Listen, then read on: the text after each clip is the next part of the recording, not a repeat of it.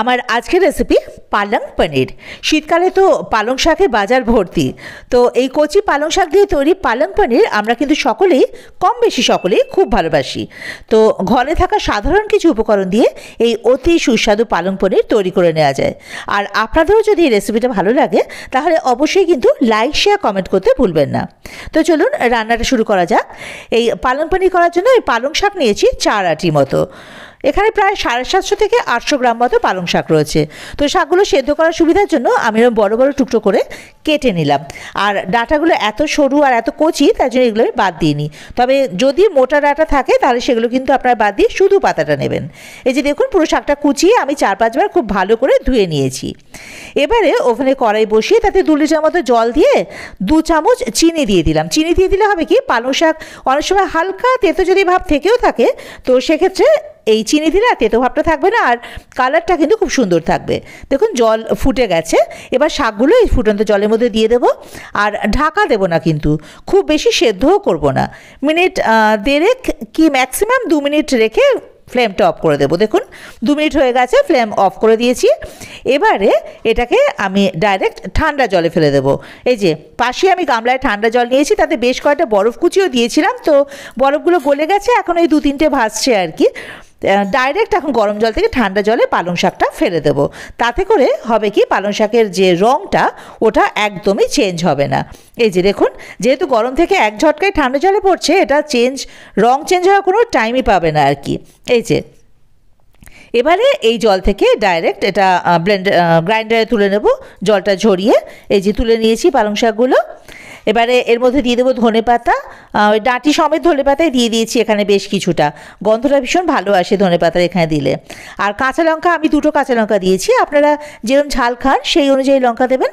আর 1 ইঞ্চি মতো আদা একটু কেটে দিয়েছি। এই যে দেখুন, একটা মিহি পেস্ট তৈরি করে নিয়েছি। দেখেছেন কালারটা কি সুন্দর হয়েছে। যদি ওই 2টো জিনিস মেনটেন করা যায়, ওই সেদ্ধর সময় চিনি আর গরম জল থেকে ডাইরেক্ট ঠান্ডা জলে, তাহলে কিন্তু এই কালারটা থাকে। তো এবারে পনির নিতেই হবে। পালং পনির যখন, পনির আমি 500 গ্রাম নিয়েছি, যেটা ছোটো ছোটো কিউব করে কেটে রেখেছি। এবারে ওভেনে একটা ফ্রাইং প্যান বসিয়ে তাতে 1 টেবিল স্পুন মতো সাদা তেল আর 1 কিউব বাটার দিয়ে দিলাম। বাটারটা যখন গলে যাবে একটুখানি, এই যে গলে এসছে, এই সময় এখানে পনিরগুলো দিয়ে দেবো।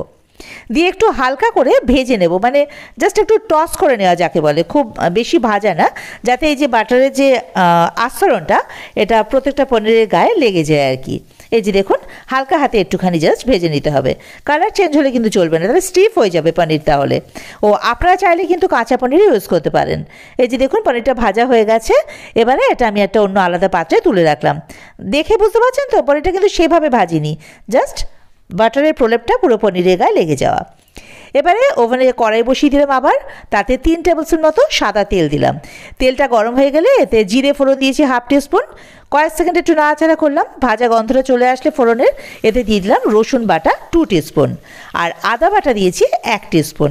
এই পালং পনিরে রসুনটা একটু বেশি দিলে সেটা ভালো লাগে খেতে আর কি। এবার একটু ভাজা ভাজা করে নেবো, মিনিট 2 হাই ফ্লেমে, খুব বেশি ভাজারও দরকার নেই আবার।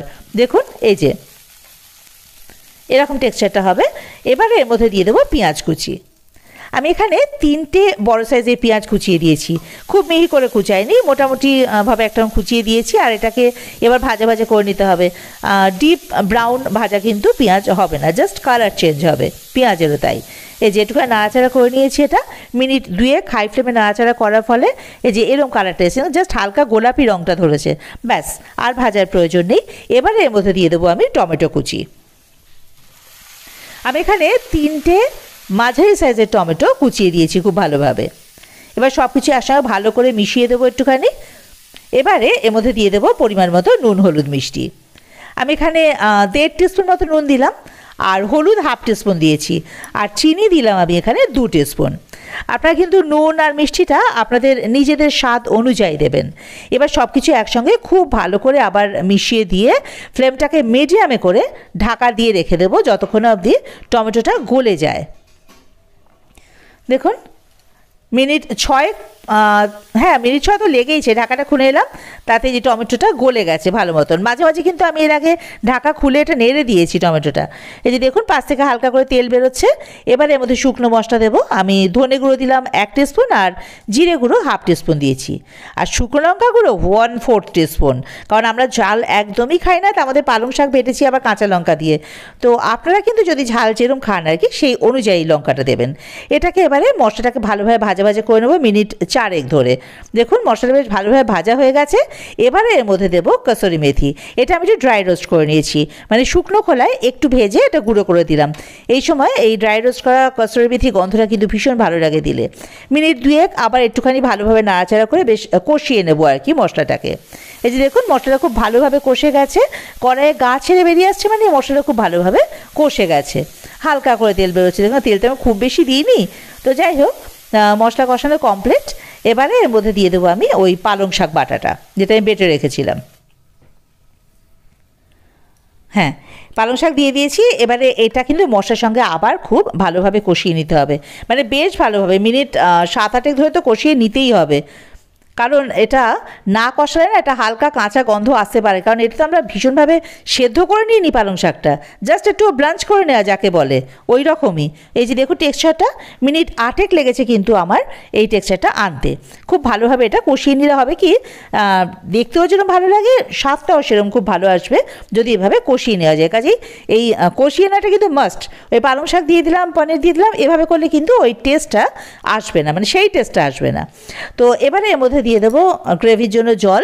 আমি এখানে কফি মাগের 1 কাপ মতো জল দিয়েছি, যে বাটির মধ্যে পালং শাক রেখেছিলাম ওটা ধুয়েই, আর জলটা কিন্তু গরম জল দিয়েছি আমি। এবারে সব কিছুটা ভালোভাবে মিশিয়ে এটা একটু ফুটে আসা অবধি অপেক্ষা করব।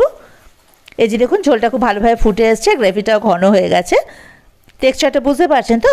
এবারে এর মধ্যে ওই পনির যে ভাজা রেখে দিয়েছিলাম সেগুলো দিয়ে দেবো। এবারে হালকা হাতে কিন্তু এই পনিরটাকে ওই গ্রেভির সঙ্গে মিশিয়ে দিতে হবে, কারণ পনিরগুলো কিন্তু খুবই নরম। যেহেতু এটা আমি ভীষণ ভালোভাবে ভেজে নিইনি, কারণ বেশি ভাজলে বললাম না পনির স্টিফ হয়ে যাবে, খুব বাজে লাগবে তখন খেতে। আর যার জন্য এটা হালকা জাস্ট বাটারে একটু টস করে নিয়েছিলাম আর কি। আপনারা চাইলে আগেও বলেছি এখনও বলছি কাঁচা পনিরও কিন্তু ইউজ করতে পারেন। আমি এখানে ভাজা পনির দিয়েছি। যাই হোক সব কিছু মিলিয়ে দিয়ে এবারে এর মধ্যে দিলাম গরম মশলার গুঁড়ো। আমি এখানে 1/2 টিস্পুন মতো গরম মশলার গুঁড়ো দিয়েছি। এবারে সব কিছু একসঙ্গে আবার খুব ভালোভাবে মিশিয়ে নেব। আপনারা কিন্তু এই রেসিপিটা বাড়িতে একবার অবশ্যই ট্রাই করবেন। আর রেসিপিটা যদি ভালো লাগে আপনাদের, তাহলে কিন্তু আমার চ্যানেলটা সাবস্ক্রাইব করে আমার পাশে থাকার অনুরোধ রইল। অবশ্যই বেল আইকনটা প্রেস করে দেবেন, তাতে করে ফার্দার নোটিফিকেশানটা পাবেন। কারণ আপনারা যদি নোটিফিকেশানটা না পান, তাহলে আমি কোন রান্নাটা আপলোড করছি সেটা তো বুঝতে পারবেন না। তাই বেল আইকনটাও কিন্তু প্রেস করে দেওয়া জরুরি। তো যাই হোক, এবারে এর মধ্যে দিয়ে দেবো আমি আবার আরেকটা কিউব বাটারটা দিয়ে আমি কিন্তু ফ্লেমটা অফ করে ঢাকা দিয়ে স্ট্যান্ডিং টাইমে রেখে দেবো মিনিট 2। এই যে ভাপে ভাপে কিন্তু বাটারটা গলে যাবে। দেখুন 2 মিনিট পর ঢাকাটা খুলে দিলাম, দেখছেন বাটারটা কিন্তু গলে গেছে এই গরমের ভাপে ভাপেই। এই যে বাটারটা গলে গেল, এতেই কিন্তু এর ফ্লেভারটা আর টেস্টটা পুরো পালং পনিরটার মধ্যে খুব সুন্দরভাবে ছড়িয়ে যাবে। এটা কিন্তু টেস্টটাকে এনহ্যান্স করবে অনেক বেশি, মানে ভীষণ ভালো লাগবে খেতে পালং পনিরটা এভাবে করে রান্না করলে। যাই হোক সব কিছু মিশিয়ে দিয়েছি আবার। দেখুন রেডি আমাদের পালং পনির। আপনারা কিন্তু অবশ্যই বাড়িতে তৈরি করে খেয়ে আমাকে জানাবেন যে আপনারা কেমন খেলেন।